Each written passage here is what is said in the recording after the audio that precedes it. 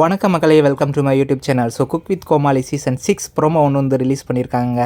So cook with Comali ஃபேன்ஸ்லாம் செம்ம ஹாப்பியாக இருப்பாங்கன்னு நினைக்கிறேன். ஸோ நெக்ஸ்ட் மந்த்லேருந்து டெலிகாஸ்ட் பண்ணுவாங்க. ஸோ ஒரு 4 கோமாளி வந்து அந்த ப்ரோமோவில் வராங்க. ஸோ ராமர், புகழ் அண்டு சுனிதா அண்ட் இன்னொரு ஆள் வந்துட்டுருக்காங்க. ஸோ நல்லாயிருக்கு பார்க்குறதுக்கு. ஸோ குக் வித் கோமாளி சிரிக்கலாம், சமைக்கலாம் வாங்க.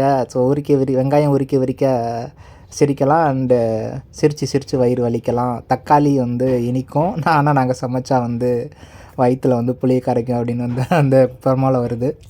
அதுக்கப்புறம் ஒரு ஆன்ட்டி மாதிரி ஒருத்தவங்க வந்து குடத்தை தூக்கிட்டு வராங்க. ஆமாம், என்னத்தை இது பண்ண போகிறீங்க? பழைய மாவையே அரைக்க தான் போகிறீங்க.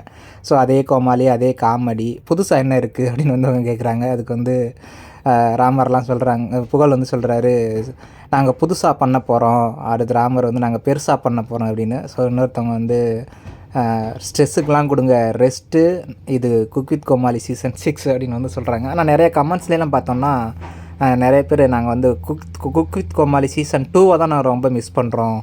பாலா அண்டு நம்ம சிவாங்கி, மணிமேகலை இவங்க எல்லாத்தையும் ரொம்ப மிஸ் பண்ணுறோம். ஸோ அந்த சீசன் தான் இருக்கிறதுலே பெஸ்ட்டு சீசன்.